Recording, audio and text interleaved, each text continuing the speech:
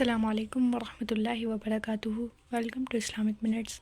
آج کا ہمارا ٹاپک اس بات پر ہے کہ اگر کسی گھر میں کوئی انسان فوت ہو جائے تو اب بہت سے لوگ کہتے ہیں کہ ان کے گھر میں 3 دن تک چولہا نہیں جلنا چاہیے۔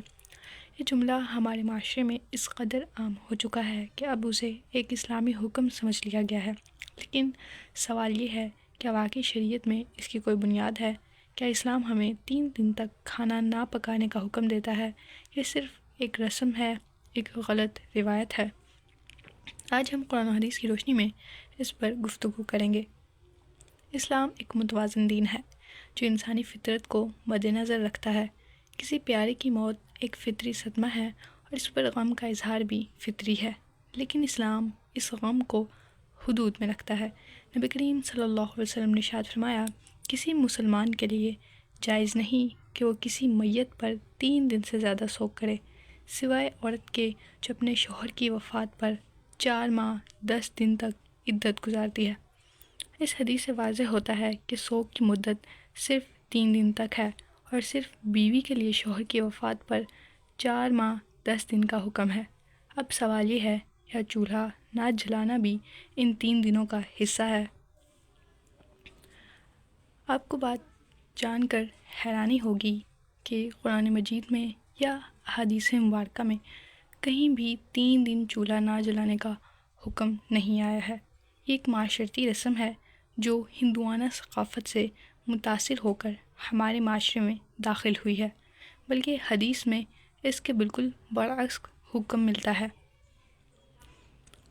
جب حضرت جعفر رضی اللہ عنہ کی شہادت کی خبر نبی کریم صلی اللہ علیہ وسلم کو ملی تو آپ صلی اللہ علیہ وسلم نے ارشاد فرمایا، جعفر کے گھر والوں کے لیے کھانا تیار کرو، کیونکہ ان پر ایسی مصیبت آئی ہے جو انہیں کھانے سے روک چکی ہے۔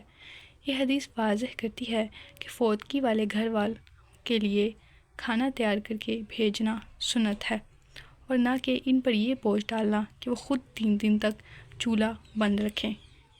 یہ صرف ان کے غم کا ایک اظہار ہے، کیونکہ انسان غم میں اتنا نڈھال ہو جاتا ہے کہ اس کو اپنی دنیاوی چیزوں کا، کھانے پینے سونے کا ہوش نہیں رہتا، تو اب یہ دوسرے کی ذمہ داری ہے کہ وہ اس کے لیے کھانا بنائے، نہ کہ یہ کوئی فرض رسم ہے کہ 3 دن تک ان کے گھر میں چولہا نہ جلے۔ اگر دوسرے دن وہ اپنی صحیح حالت میں آ جائیں اور گھر میں کھانا پکانا چاہیں تو وہ پکا سکتے ہیں۔ ہمارے ہاں چولہا بند کرنے کے نام پر میت والوں کو کھانے سے روکا جاتا ہے۔ وہ خود کو الگ محسوس کرتے ہیں کہ 3 دن ان کے گھر میں چولہا نہیں جلے گا، ان کو دوسرے انسانوں سے، دوسرے لوگوں سے کھانا مانگنا پڑے گا۔ بعض اوقات تو ان کے لیے کھانا مانگ کر بھی لایا جاتا ہے تاکہ چولہا نہ جلے۔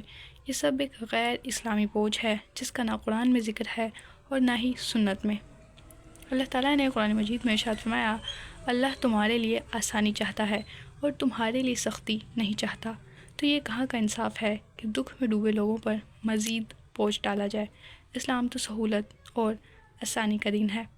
اگر کوئی فوت ہو جائے تو گھر والوں کا دل غم سے بوجھل ہو جاتا ہے۔ ایسے وقتوں میں رشتہ داروں، ہمسایوں اور دوستوں کو چاہیے کہ ان کے لیے کھانا تیار کریں، ان کی مدد کریں، ان کا حوصلہ بڑھائیں۔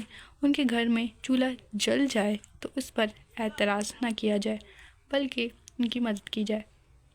اکثر چولہا نہ جلانے کے بعد چوتھے دن کل خوانی کی جاتی ہے اور ایک بڑی محفل میں دیگ پکائی جاتی ہے۔